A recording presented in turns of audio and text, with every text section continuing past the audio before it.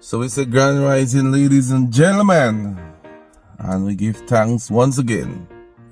If you do not want to give thanks for waking up, that is really on you. But I give thanks. A lot of thanks. Just happy to be alive. I always say I don't need to have no big house, no fancy car, no boat, no yacht, no condominium. All I need is the breath of life, a certain level of independence, where I can feed myself and take care of my family, save a little when I can, and I'm fine. I do not need nothing extra. I mean, if I win a lotto, I'll take it, of course. I will take it. I will take it and put it to good use. So folks, what's on my mind this morning? Just two quick matters. I saw, I would call her social media influencer. Somebody I love to listen to on social media, Miss Joseph, lamenting on her non-inclusion in terms of the allocation of lots. Government recently announced in excess or just about 26 approvals for lots. I believe is it in Kenfield East, and Miss Joseph is having a serious issue with that, having applied and not gotten a response. And it brings me to ask the question, what really is the qualifying criteria?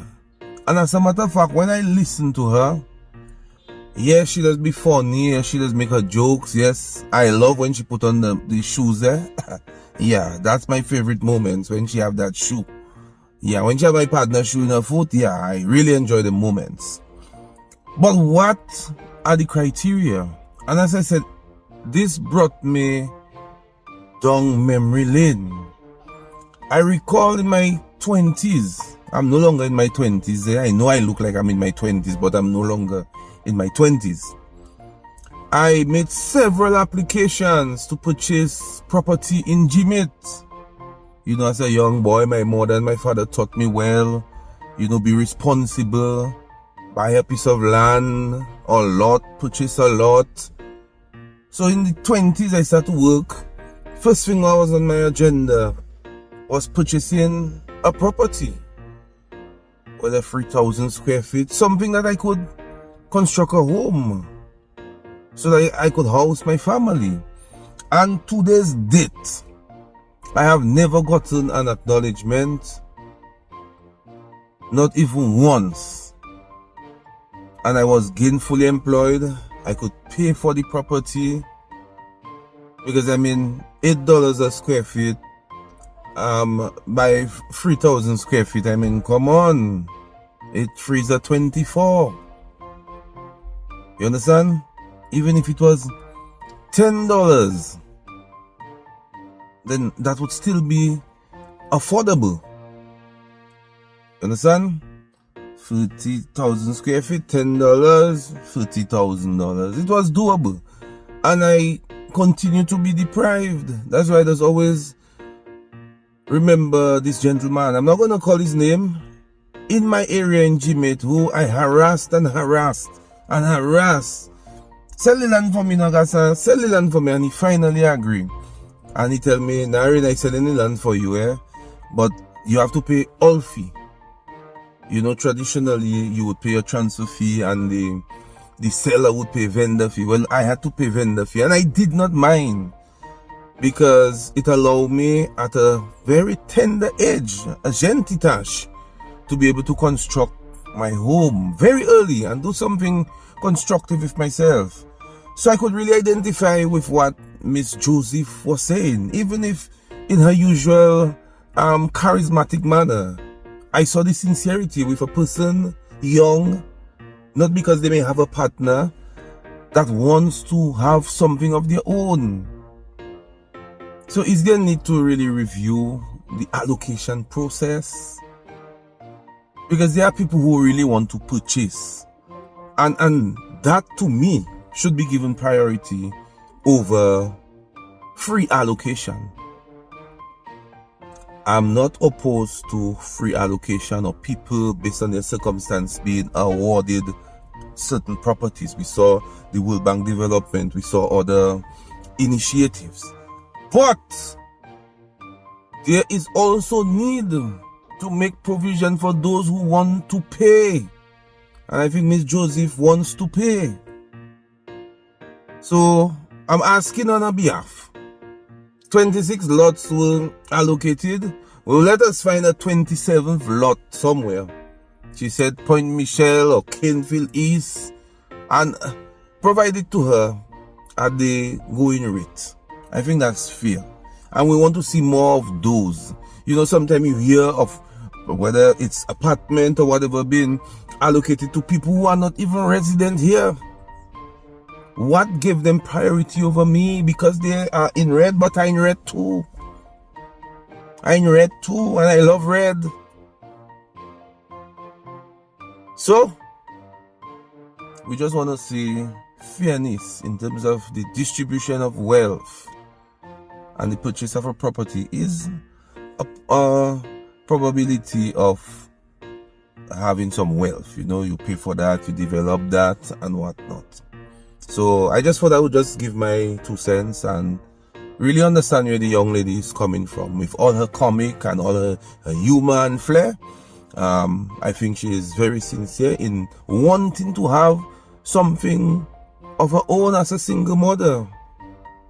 That's not asking for too much. Anyway, I know her message is going to reach the right officials, and I wish her the very best. And I ask for fairness, whether in Dominica, whether in St. Lucia, Antigua, Curacao, or Bonaire, where it comes to the allocation of state property to the citizenry, that it is done fairly. And if it is being done fairly already, it must continue and even get more fairer and fairer as time passes by. And that is what I gotta say. Alright, we continue to say, reflect, pray. It's Holy Week. So today is Holy Tuesday. And as I say goodbye, I saw several people bigging up Timal. People who would have dismissed Timal back in the days. I see they have him high on a pedestal. They have him up, bigging him up for his comments on the Dubois matter. You see, me, I do a little geography in school. But that does not make me an expert. So one of the things I have ensured that I do is not just run and say things. So I would like to tell Mr. Timal, Mr. John, I believe, the damages done by natural disasters in terms of self-repairing is easier from natural disasters than, let's say, man-made activities.